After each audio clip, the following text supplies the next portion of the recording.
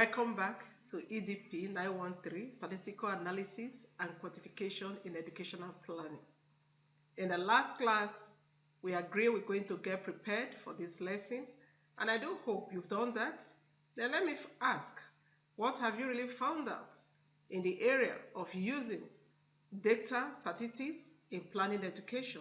However, don't worry, we're going to look at the first lesson in this section, and in the first lesson, we're going to see how this unfolds. I still remain your Obhjajajie, Juliet Inegbedion. Now let's get along. Let's look at the intended learning outcome for this particular topic. What do we stand to gain going through topic 1? First, by the end of this unit, you will be able to analyze the different types of educational data from classified and unclassified data. You will be able to generate educational data for specific purpose or purposes. You'll be able to evaluate the performance of educational settings in a defined location and using the generated educational data. These are the things you're going to gain working through this course. Now, in working through this course, the first thing we're going to look at is meaning and types of educational data. Before we go into the meanings and type of educational data, I want to let us know that in topic 1, we're going to have 2 sets of videos.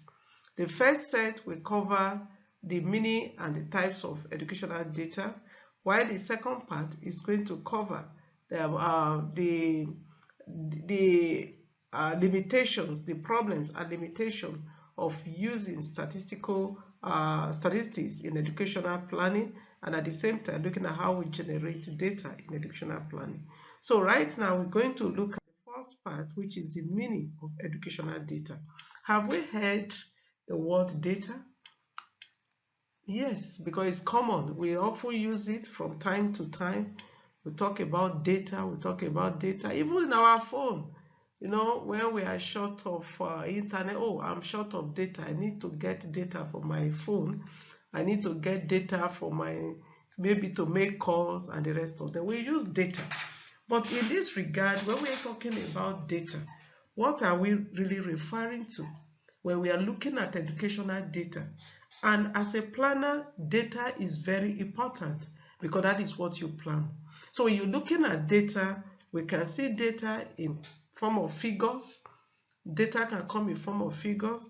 We can see data in form of information that is being given to you. Figures could equally be information, but you can have information that are not being put like figures, or they are not even in letters, but you get to know that, oh, this is what this thing is talking about. There are different ways you can have such information. Again, you have records that have been kept. There are different ways that records are kept, but this record could serve as information. This record, if you now work on it, process it, it could serve as data. Now, again, we have objects. In this object form, it could be tangible, it could be not tangible. When we say tangible, what do we mean? We are referring to things you can hold, that is physical, you can hold it. It could be intangible. So when you are talking about data, data could be tangible. For example, you want to refer to the number of cars that you have in National Open University of Nigeria. You can see car, you can hold it. So that is tangible. But at the same time, you might be you want to look at the quality of a particular institution. I want to measure the quality of the educational system in National Open University of Nigeria. You cannot hold quality. It's not tangible. But however, you can equally use it as part of your data. How do you get it? Because there are criteria that you're going to look at that will help you define what quality represents. So when you are looking at data, data could come in form of figure, information, record, object, but not as they stand alone. They will only become data after they have been processed. For example, if you have figures, I give you figure 1, 2, 3, 4, 5 to 1 million, and I say these are the figures. That figures will be meaningless until when they are processed into a form that will become useful for decision making. Now let me cite an example. We want to know the total number of students that are enrolled in now as maybe for the past 5 years. So if I come and I just put, this is the figure, and I give it to you, if that figure is not processed, it will not make any meaning to educational planner. So every information, every record, every object you have, it needs to pass through statistical process for that data to be considered useful. So in this wise, this is how I defined educational data. I defined educational data as, look at it, an organized educational information that facilitates decision making in education towards achieving desirable goal. Look at it, there is a desirable goal that will need to be achieved. Again, look at it, they are organized educational information. So like I did mention, sometimes we use these things interchangeably. When you talk about figure, oh, can I refer to it as an information? Record, oh, I have an information. So right here, I'm using information as one word to cover it all. So if you are looking at it, it must be organized. And again, it should be such that will facilitate decision making. Where you have any information given to you that cannot facilitate decision making, you can classify that as data. Now, let us quickly look at this before we move on. This is a quiz, a quick one. I want you to quickly do this. I'm going to give you like 5 minutes. I'm going to time you straight away right now. So let's count. Look at it. What does it say? It says, from the list below, check all the information that will be useful in generating educational data. Remember, we said if you have the information, it is not yet data until it's processed. So look at in the column 2, that is on the information column, we have admission register, we have population census of a country, national policy on education, student date of birth, year of admission, objective of education, teachers on role by gender, year of employment. These are information that could be provided. Now, what I want you to do is to select to your right, which is the check as appropriate. Just check which one do you think will be required for you to generate educational data. Okay, the time is going now. You have 4 more minutes to go. Just look at it. Since you can pick your paper and your pen, you can just write from the, okay, if it is 1, put 1. You have the serial number, just write them down. Since you cannot check on it on your system, just write them down. Then when you are done, it will soon be over. Let's see how it goes. Let's see how it goes. I think 5 minutes is too much. By now, I think yes. Okay, let's reduce the time. It's like most of us are already done. We spent about 3 minutes. Okay, that is a good one. So what answer did you get right there? What answer did you get? What answer did you get? Let's see what we got right there. Let's see what you got right there. Okay. Right now, let us see what we have. Admission register, I am going to check it. Because from admission register, you get information that you will process that will give you data. What will you get? You will get the enrollment, you will have by gender, you could have if it's admission register from the school, you will have the other details you require. Population census, oh, beautiful, we're going to use it. National policy on education, beautiful, you're going to, because that's where you get the policy that will guide you. Population census, that is where we'll know the range of school-going age children we're going to plan for.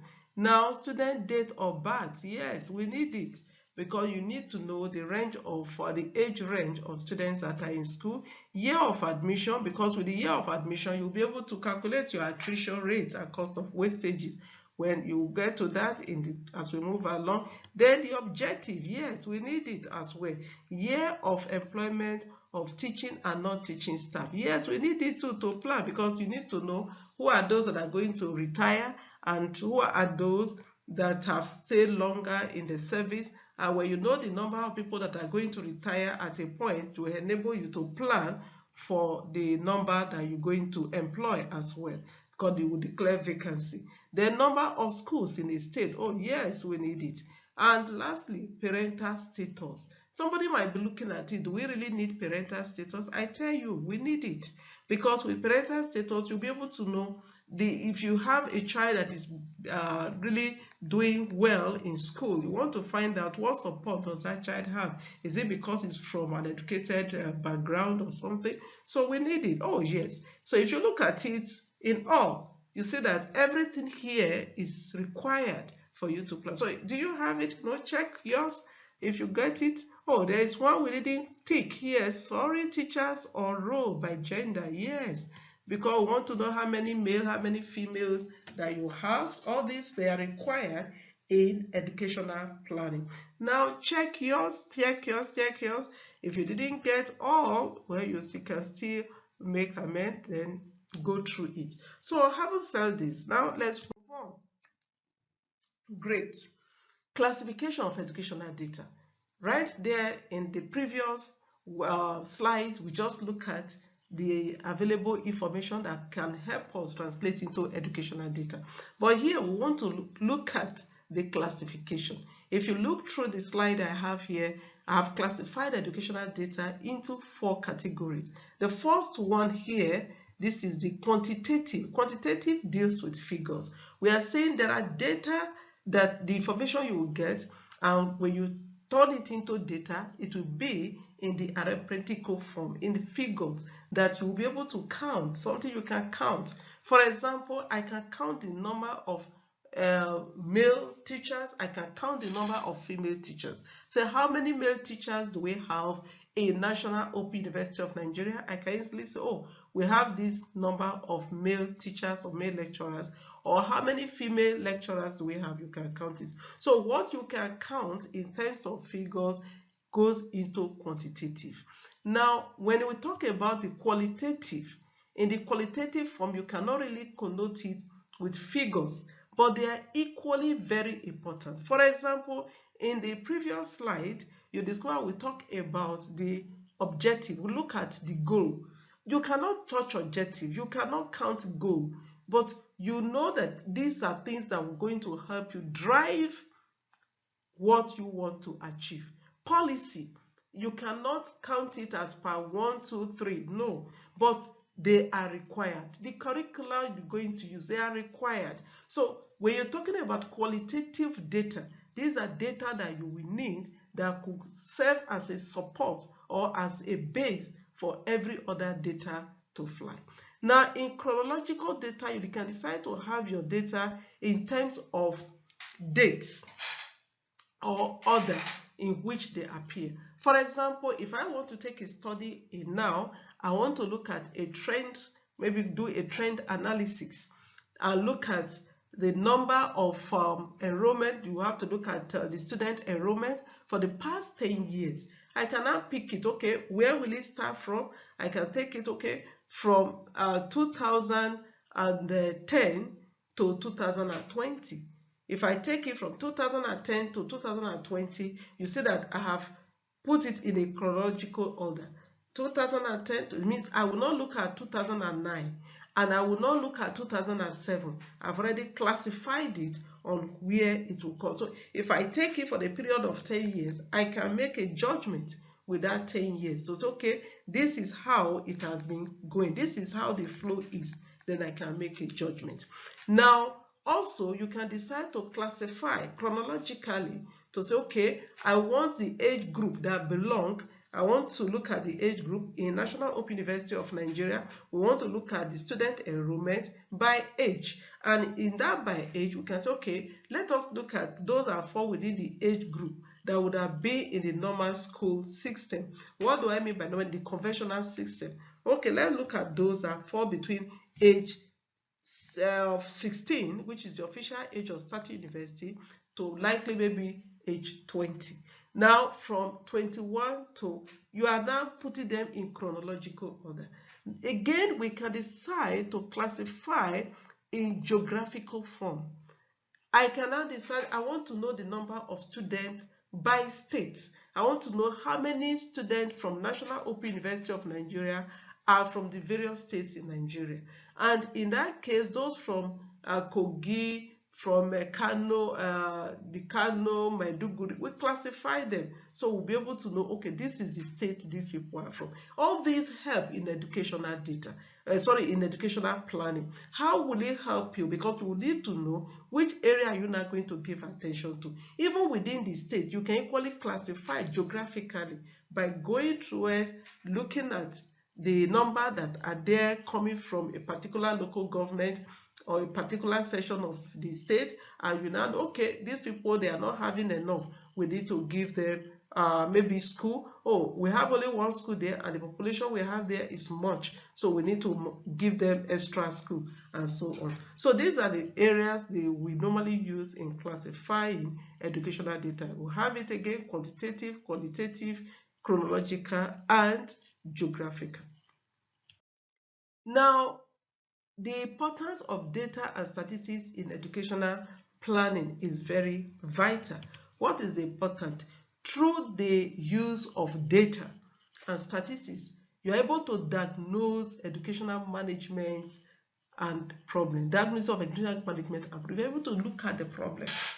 Because without statistics, you cannot really look at the problems that are in place holistically. For example, with this number of statistics, I'll be able to know, oh, this university is understaffed or is overstaffed, because I look at the number, using the number to determine the number of lecturers they have and the number of lecturers they are lacking. That is an example, and the same thing goes with others.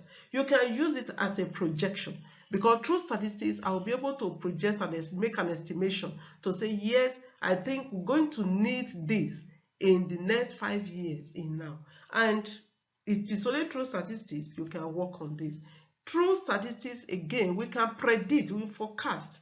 The difference here is that in one, you are just estimating, but in the second one, you are forecasting, you are predicting, you are more sure that this is what is going, and this follow with the trend of what has been happening or information you are able to actually work on using the statistics. Now, target setting. When you have your data, educational data, it will help you to set targets. If I know the total number of students or the total number of childbirth that comes up in a day, I'll be able to tell you the number that will be in primary 1, total number of children that are likely to be in primary 1 in the next 6 years from today. And in that case, I can set a target to say, okay, right now, this is the total number of schools we have. So since we are going to have an increase in enrollment, every year it's going to be that 2 more schools. I can recommend that, make policy, 2 schools should be built. What kind of school now? Remember, it's going to be primary school, because we are looking at the age range of 6, will be built every year. In where? Because remember, we have classified. We'll now look at the locality that might need it.